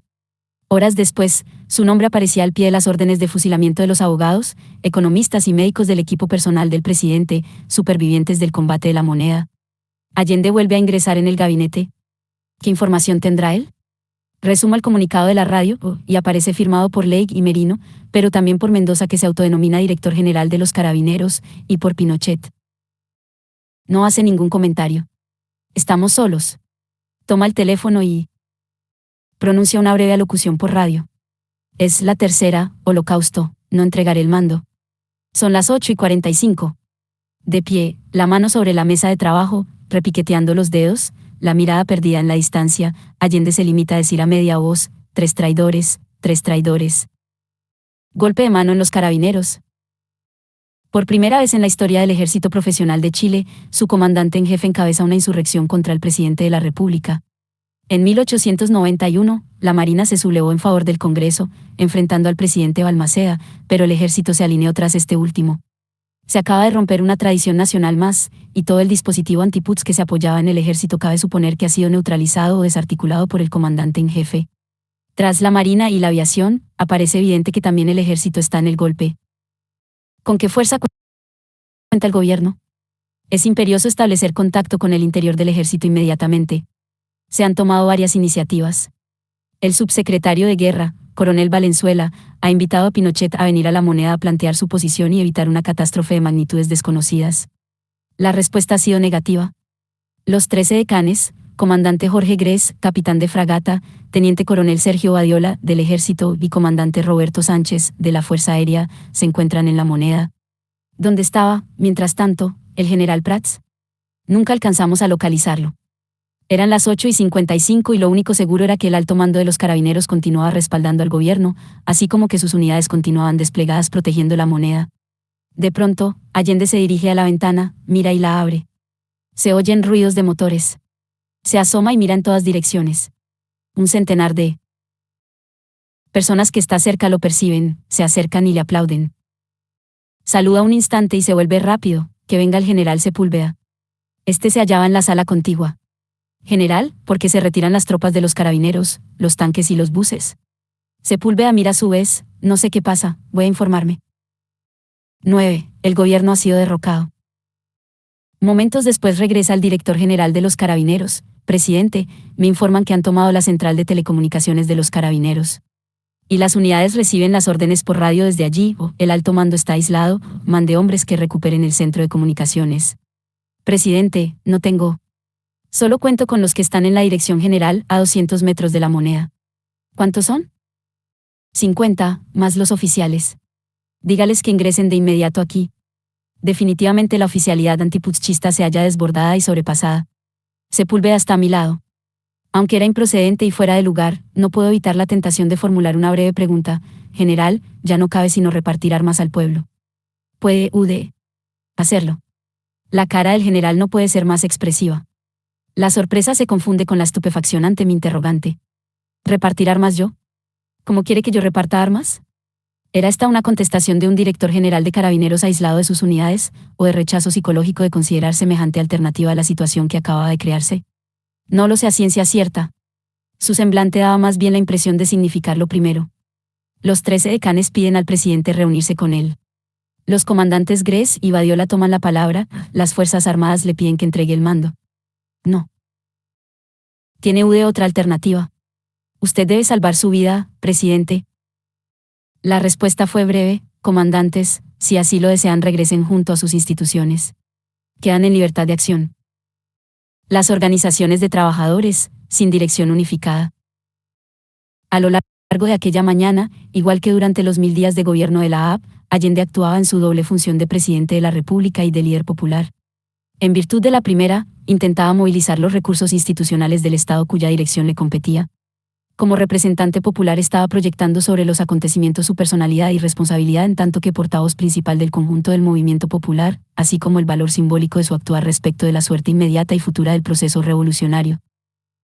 Pero aquella mañana también se puso a prueba el hecho básico que tanto había condicionado el devenir del gobierno de la AP, la dirección del aparato de los partidos políticos era independiente de Allende, y cada partido procedía de acuerdo con la voluntad de sus órganos de dirección específicos, en función de sus objetivos propios a corto y largo plazo. ¿Qué planes tenían preparados los partidos de la AP para defender a los trabajadores de una acción militar de la contrarrevolución? Yo siempre conocí los del presidente de la República, que se insertaban dentro de la línea estratégica general del gobierno. Pero nunca alcancé a saber los de los partidos. Cuando apuntaba este tema en las conversaciones durante los años anteriores, la reserva y el misterio que yo veía en los rostros me hacían pensar que era prudente no insistir en un tema que quizá por su propia naturaleza los dirigentes preferían guardar en secreto. Pero el secreto lo mantenían hasta tal punto que cualquier partido de la AP desconocía o, peor, desconfiaba de lo que los otros partidos pensaban hacer ante la eventualidad de que la burguesía abriera el fuego. En ese supuesto, opinaba yo, los partidos obreros y populares estarían condenados no solo a improvisar sobre la marcha, sino que además se hallarían imposibilitados de proporcionar una dirección unitaria a la defensa de los trabajadores en el terreno bélico. A poco que la burguesía se dotara de una capacidad de comando militar único, la unidad popular sería derrotada espectacularmente si en algún momento el gobierno no podía disponer del respaldo de las instituciones armadas del Estado. Precisamente por eso, me replicaba Allende, hay que evitar a toda costa las condiciones que permitan el estallido de un enfrentamiento armado. La mañana del día 11 de septiembre, poco antes de las 9, cuando ya el ruido de los vuelos rasantes de la aviación dificultaban las conversaciones, en el minuto escaso que Allende concedió a Hernán del Canto confluían 3 años de interrelación entre la Dirección del Partido Socialista y el presidente de la República. Presidente, vengo de parte de la dirección del partido a preguntarle qué hacemos, dónde quiere que estemos. Yo sé cuál es mi lugar y lo que tengo que hacer, respondió secamente Allende. Nunca antes me han pedido mi opinión. ¿Por qué me la piden ahora? Ustedes, que tanto han alardeado, deben saber lo que tienen que hacer. Yo he sabido desde un comienzo cuál era mi deber. Ahí terminó la conversación. Del Canto partió. Los demás partidos no enviaron a preguntar qué hacían. A las 9, consultó Allende sobre el estado real de la situación. No puedes autorizar a los generales que le piden que entregue el mando, no hay nadie capaz de reemplazarlos al frente de alguna guarnición leal, en Santiago o en las provincias. ¿No cuenta con un solo regimiento leal? Ni un solo regimiento, Juan Enrique. La presencia del comandante en jefe del ejército al frente de la insurrección significaba que el sector democrático de aquel estaba incapacitado para oponerse al putsch.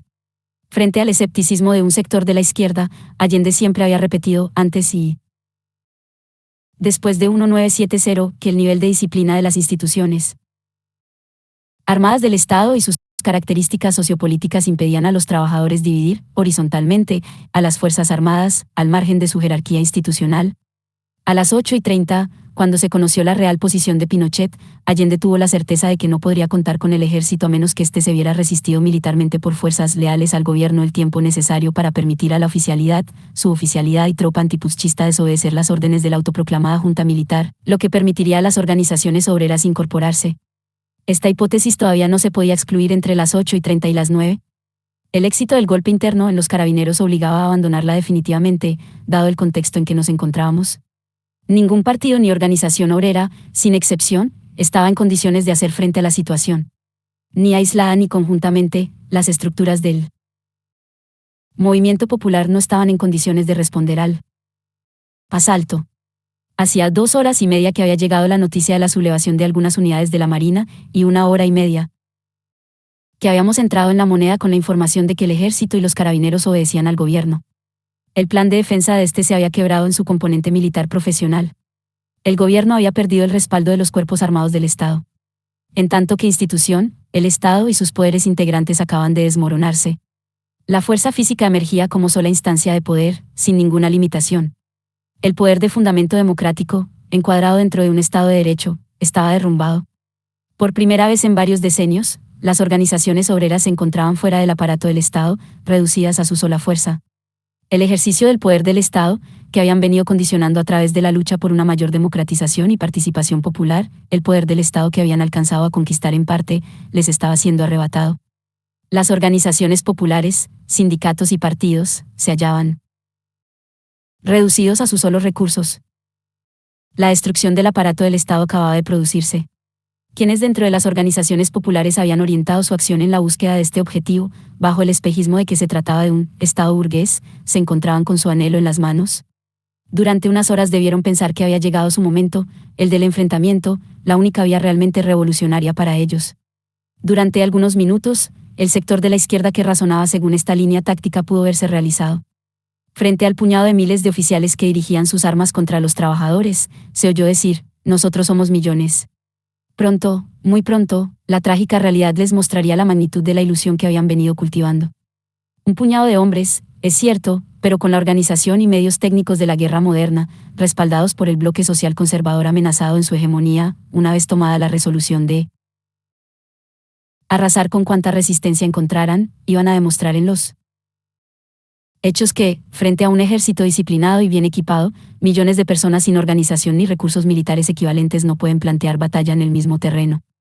Esta evidencia, histórica, recurrente en cuantas oportunidades se ha dado. El desequilibrio entre una minoría con técnicas bélicas superiores enfrentadas a grandes masas en inferioridad de condiciones, de nuevo iba a ponerse a prueba. Lamentablemente, las ilusiones, los mitos y los dogmas tienen la vida larga. No era en la batalla, en el enfrentamiento armado como los trabajadores chilenos habían llegado al gobierno. Ni tampoco donde podían defender mejor sus conquistas y progresar hacia el logro de sus objetivos históricos. Pero, a su vez, tampoco estaba en las manos de los trabajadores evitar el enfrentamiento, en la medida que sus enemigos lo buscaban. Si un sector de la izquierda veía equivocadamente en la batalla militar la vía de acceso al poder, el sector que no compartía este supuesto, cómo se había preparado para disuadir a la clase dominante de recurrir a las armas, y para responderle si llegaban a abrir fuego. A lo largo de 3 años se había hablado y discutido con fervor de estas cuestiones. La hora de la verdad, del contraste de la teoría y las doctrinas con los hechos, había llegado a su punto de verificación. Poco después de las 9, en su cuarta locución por radio, Allende fijó su posición. Los recursos que durante 3 años le habían permitido contener a los sectores interesados en hacer estallar la guerra, acababan de desaparecer en el transcurso de aquella mañana. En cuanto jefe del Estado, solo le restaba interponer el valor moral de su persona. Pagaré con mi vida la defensa de principios que son caros a este país. Caerá un baldón sobre aquellos que han vulnerado sus compromisos, faltando a su palabra, roto la doctrina de las Fuerzas Armadas. La muerte aceptada como afirmación última de la razón de vivir. En estos momentos pasan los aviones. Es posible que nos acribillen. Pero que sepan que aquí estamos, por lo menos con nuestro ejemplo, que en este país hay hombres que saben cumplir con la obligación que tienen. Yo lo haré por mandato del pueblo y por voluntad consciente de un presidente que tiene la dignidad del cargo. Sacrificio de la vida en función de su valor espiritual para el futuro. En nombre de los más sagrados intereses del pueblo, en nombre de la patria, los llamo a ustedes para decirles que tengan fe. La historia no se detiene ni con la represión ni con el crimen. Esta es una etapa que será superada. Este es un momento duro y difícil, es posible que nos aplasten. Pero el mañana será del pueblo, será de los trabajadores. La humanidad avanza para la conquista de una vida mejor. En ninguna de sus alocuciones de esa mañana, Salvador Allende se dirige a los partidos políticos. Su mensaje va dirigido directamente a los trabajadores como un todo, sin distinciones, indicando unos principios de acción genéricos que no está en su mano, nunca lo ha estado concretar. El pueblo debe estar alerta y vigilante. No debe dejarse provocar, ni dejarse masacrar. Pero también debe defender sus conquistas. Debe defender el derecho a construir con su esfuerzo una vida digna y mejor. ¿Qué estarán haciendo, mientras tanto, las direcciones de los partidos de la Unidad Popular? Me pregunto a mí mismo. ¿Estarán de nuevo cada cual por su lado, o se habrán constituido en Comité o Frente Nacional Revolucionario? Por una vez, ¿estarán de acuerdo en lo que corresponde hacer, o cada partido querrá seguir un camino distinto, su propio camino? Nosotros, en La Moneda, todavía no lo sabemos en aquellos momentos. Pero parece que los trabajadores tampoco. La revolución chilena hace tiempo que ha entrado en la fase armada. Esta mañana ha sido declarada la guerra a los trabajadores, por un adversario que se ha dotado de dirección única. Si es difícil ganar la lucha política sin dirección unitaria, la guerra es imposible. Los partidos políticos, ahora que estamos en plena guerra, darán a los trabajadores una dirección única. Con el transcurso de las horas, podríamos ver que la respuesta a estos interrogantes continuaba siendo negativa. El ingreso en la nueva etapa los partidos lo hacen sin solución de continuidad respecto de la etapa anterior. ¿Qué costo tan enorme va a significar ello para los trabajadores y el país entero?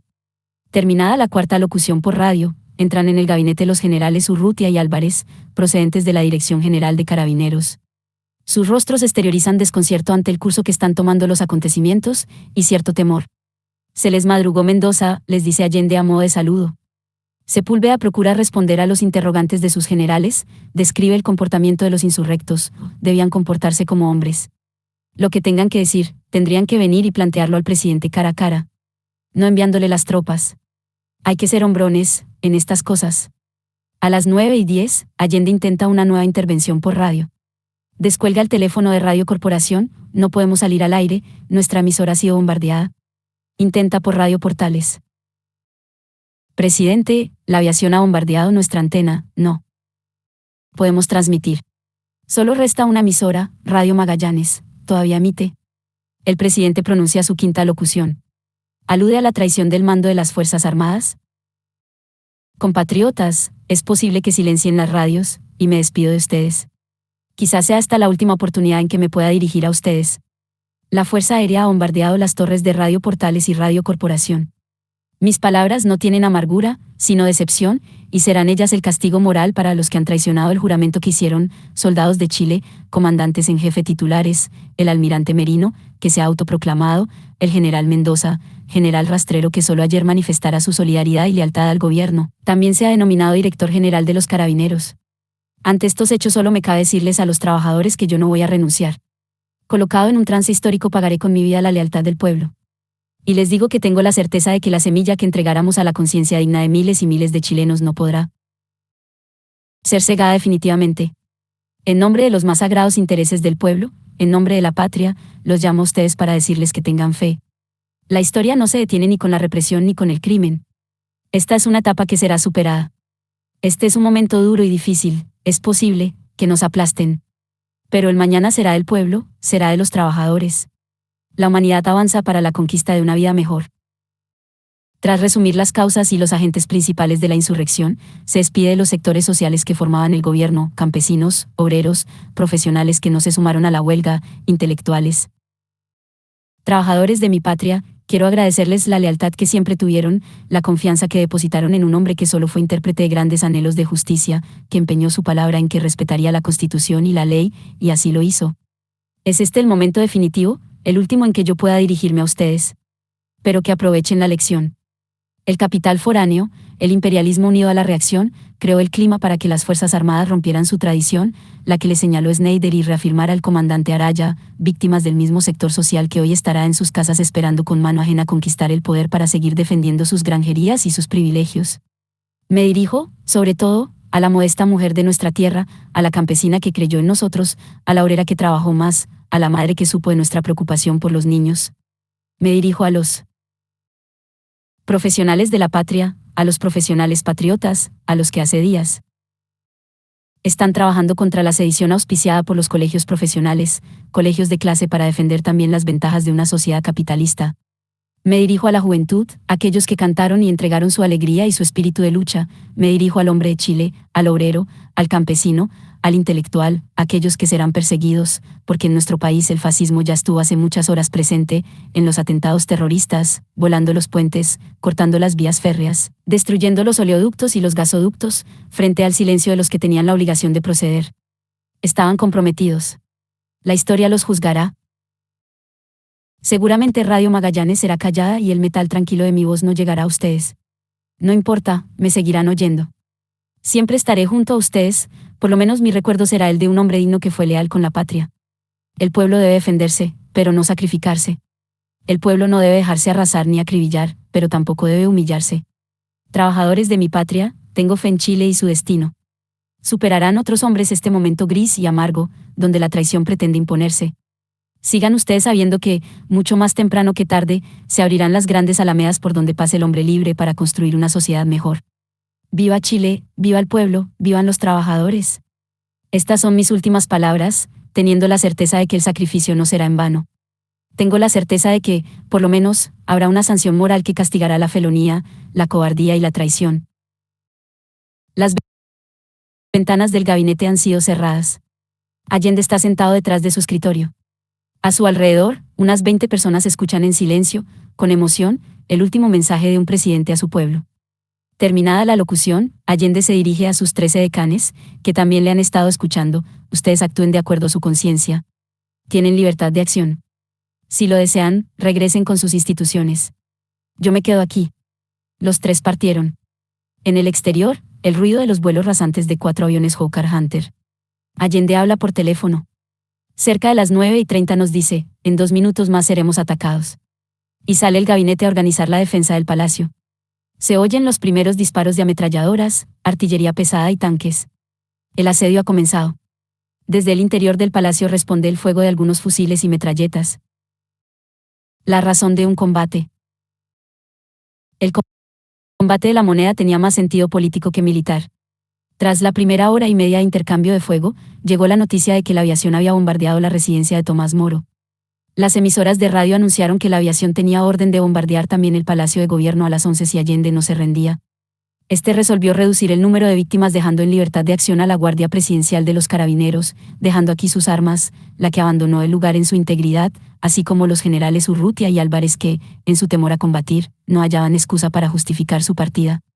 Una excepción, la del director general de los Carabineros, Sepúlveda Galindo, que se mostraba reacio a abandonar al presidente y fue el último militar en salir del recinto, media hora después de haber recibido la orden y apenas unos minutos antes de que cayeran las primeras bombas. Hacia las 10:45, los ministros presentes, Clomiro Almeida, de Relaciones Exteriores, Carlos Briones, del Interior, Jaime Toa, de Agricultura, José Toa, exministro de Defensa, y Fernando Flores, secretario general de Gobierno, solicitan al presidente una reunión a puerta cerrada. No duró más de 3 minutos. Allende la interrumpió en cuanto comprobó que algunos ministros le aconsejaban que se entregara y salvara su vida. El único momento durante aquella mañana en que Allende perdió la calma y dio prueba de indignación, llenando de improperios a alguien, fue cuando Alfredo Joinant le telefoneó para comunicarle que había entregado el mando de la Dirección General de Investigaciones a un funcionario. Aunque reducido, unos 600 hombres equipados con metralletas, la Policía Civil era el único cuerpo armado del Estado que tenía a su frente a un militante de un partido obrero. Que fuera precisamente en aquellos momentos, en la hora de combatir, cuando el único militante de la AP con mando de un servicio armado profesional resolviera, por sí y ante sí, abandonar el puesto que le había confiado el presidente de la República en tanto que hombre de confianza, resultó intolerable para Allende. No solo eran los generales que se declaraban leales al gobierno, pero que no tenían ningún compromiso con los partidos populares, los que no querían combatir. Así, tras los carabineros, la aviación, el ejército y la marina, llegaba la noticia de la neutralización de la Policía Civil. Pasadas las 11, un cruce de líneas telefónicas permitió escuchar la voz del general Baeza, jefe de las operaciones en el centro de Santiago: de los de la moneda no debe quedar rastro, en especial de Allende, hay que exterminarlos como baratas, cucarachas, el objetivo debe ser destruido por tierra y aire. A esas alturas, dentro de la moneda, quedaban menos de 50 civiles. De ellos, unos 15 militantes del Partido Socialista y 6 agentes del Servicio de Investigaciones pertenecían a la escolta presidencial. 21 hombres de armas era todo el efectivo de combate contra el que se enviaban tropas de infantería, blindados y bombarderos Hawker Hunter. El desenlace no ofrecía dudas. Nos encontrábamos, además, todo el equipo de trabajo del presidente. La sensación de la muerte inminente embargaba el ánimo de todos. Poco antes del bombardeo aéreo, Allende reunió a sus colaboradores personales y les preguntó qué resolvían hacer. El jurista Arsenio Poupín, subsecretario general de Gobierno, señaló: nuestra obligación es quedarnos aquí. Los restantes contestaron de modo semejante: Augusto Olivares, periodista; Jaime Barrios, economista; Claudio Jimeno, sociólogo; y 4 médicos: Jorge Klein, psiquiatra; Eduardo Paredes, exdirector general de investigaciones; Ricardo Pincheira, del Servicio de Seguridad del Partido Socialista; Enrique París, asesor en cuestiones de educación y ciencia, así como Enrique Huerta, intendente de Palacio. Olivares murió durante el combate que siguió al bombardeo. Todos los restantes junto con los supervivientes socialistas de la escolta fueron detenidos y murieron en la tortura 2 días después. También resolvieron permanecer Carlos Jorquera, periodista; Osvaldo Puccio, secretario privado, y su hijo, estudiante de Derecho; el equipo de médicos de la presidencia: Danilo Bartulín, Arturo Girón, Patricio Arroyo, Oscar Soto, Arturo Gijón, el abogado Daniel Vergara, subsecretario del Interior; Lautaro Ojeda, subsecretario de Tierras; el economista Fernando Flores, ministro secretario general de Gobierno; y una mujer, Miriam Contreras, secretaria privada de Allende. En el Ministerio de Relaciones se encontraban los ministros Almeida, sociólogo político; Briones, jurista; Aníbal Palma, abogado; José Toa, periodista; y Jaime Toa, ingeniero. En un momento dado, Allende se dirigió a mí y me ordenó partir. Ante mi gesto de sorpresa, argumentó 3 razones para explicar su decisión, y, por último, alguien tiene que contar lo que aquí ha pasado, y solo usted puede hacerlo. ¿No es cierto?, preguntó a sus restantes colaboradores, quienes asintieron. En todos ellos, particularmente en aquellos a quienes veía por última vez, pensando al escribir el presente libro, inesperado superviviente de la masacre de la moneda, la primera de las que iban a seguir en miles de fábricas, poblaciones y campos a lo largo de todo el país. En los mismos momentos que Allende y su equipo personal resolvían rechazar la oferta de rendición y continuar resistiendo, otra reunión tenía lugar en la industria Sumar, la del Comité Político de la Unidad Popular.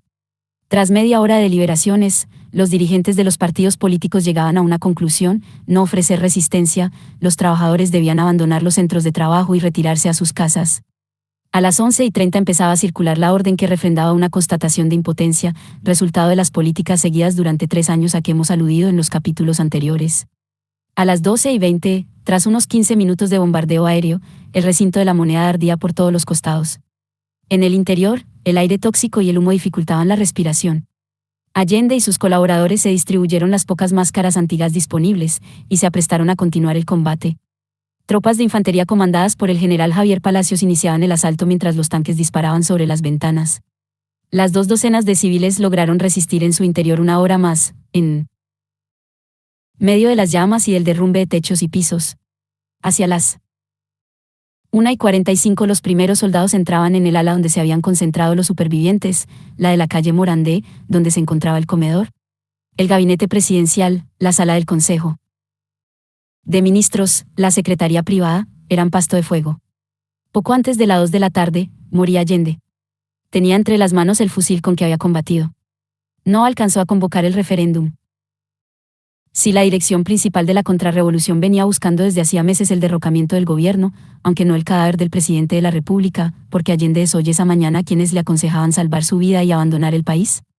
Las razones son las mismas que le resolvieron a no renunciar a la presidencia 2 meses antes, el 16 de julio, cuando nos convocó a Buscovic, Maartane y a mí para pedirnos nuestro parecer sobre la conveniencia de su dimisión, tras llegar a la convicción íntima de que las divergencias entre los partidos de la AP impedían al gobierno poner en práctica las iniciativas que le parecían dramáticamente inaplazables.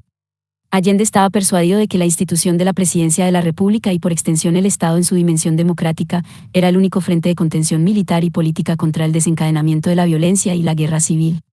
Sin los recursos del gobierno, las organizaciones de los trabajadores, partidos, sindicatos, cordones industriales, comandos comunales, etc., se le aparecían como divisiones enteras de un ejército a merced del adversario, impotentes de ofrecer por ellas mismas una resistencia orgánica equivalente al nivel de la agresión de que eran objeto desde 1972. A través de la decisión de defender hasta el fin la legalidad democrática, Allende imposibilitaba a la burguesía la reconstrucción del aparato del Estado tradicional, condenándola a entrar en conflicto con el sentido de la evolución histórica del país en su configuración socioeconómica contemporánea. Su propia vida era el último recurso que se había reservado el hombre político singular que era Allende. Muchos dirigentes de la insurrección, desde los democristianos de Frei hasta los militares del general Bonilla, habían alimentado la ilusión de forzar un simple reemplazo del bloque social que detentaba el gobierno, sustituyéndolo por el que era mayoritario en el Congreso, sin alterar sustancialmente las instituciones del Estado.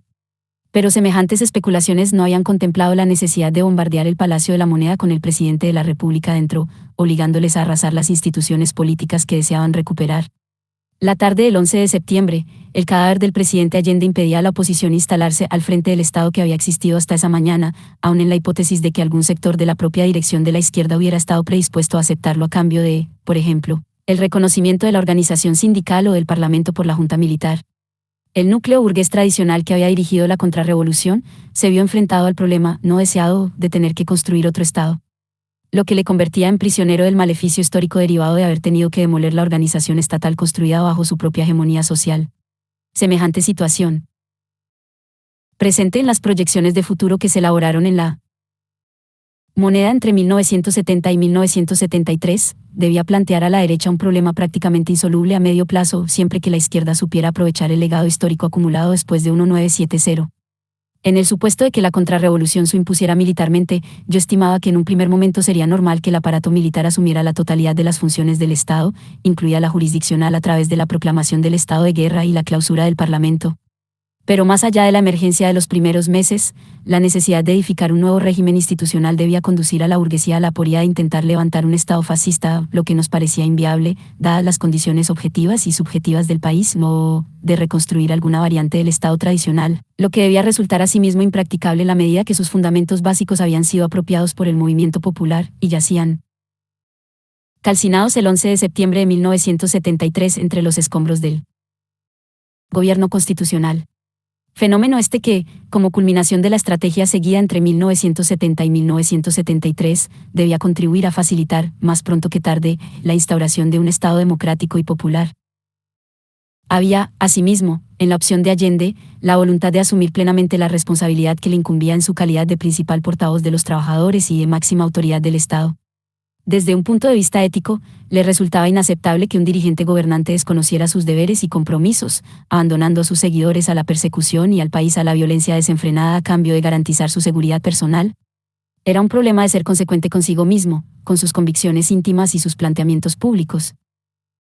Quienes pretenden sacarnos del camino que nos hemos trazado, quienes mintiendo y calumniando hablan de que en Chile no hay libertad, se ha suprimido el derecho de información, está en peligro la prensa, son los que mistifican para poder, engañando, encontrar apoyo en determinados sectores, y son los conjurados en el ansia turbia de oponerse a la voluntad popular. Y yo les digo a ustedes, compañeros de tantos años, se lo digo con calma, con absoluta tranquilidad, yo no tengo Pasta de apóstol ni tengo pasta de Mesías, no tengo condiciones de mártir, soy un luchador social que cumple una tarea, la tarea que el pueblo me ha dado, pero que lo entiendan aquellos que quieren retrotraer la historia y desconocer a la voluntad mayoritaria de Chile, sin tener carne de mártir, no daré un paso atrás, que lo sepan, dejaré la moneda cuando cumpla el mandato que el pueblo me diera.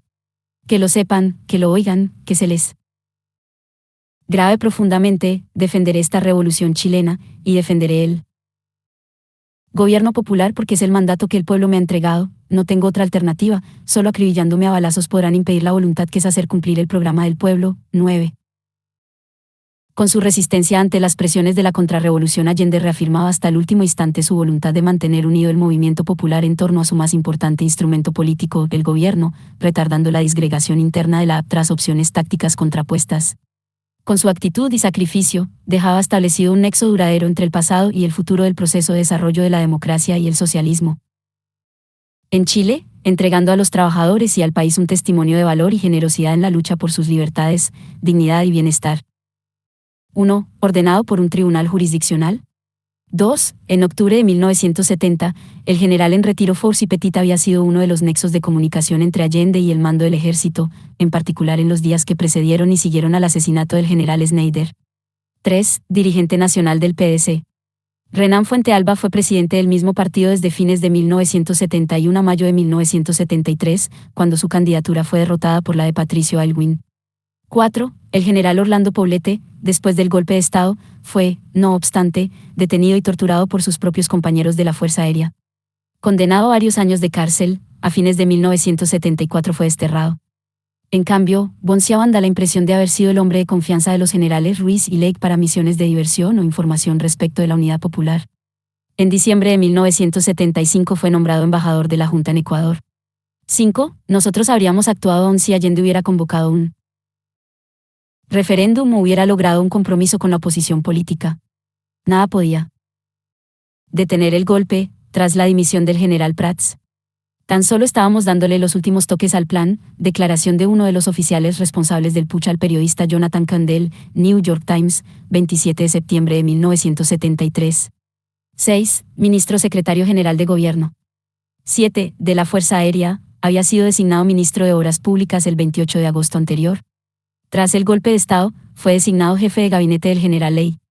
8. En las declaraciones al New York Times de uno de los oficiales dirigentes del golpe, se indica que, durante la tarde del 10 de septiembre, unos 50 oficiales sospechosos de ser partidarios del Dr. Allende fueron arrestados, 27 de septiembre de 1973.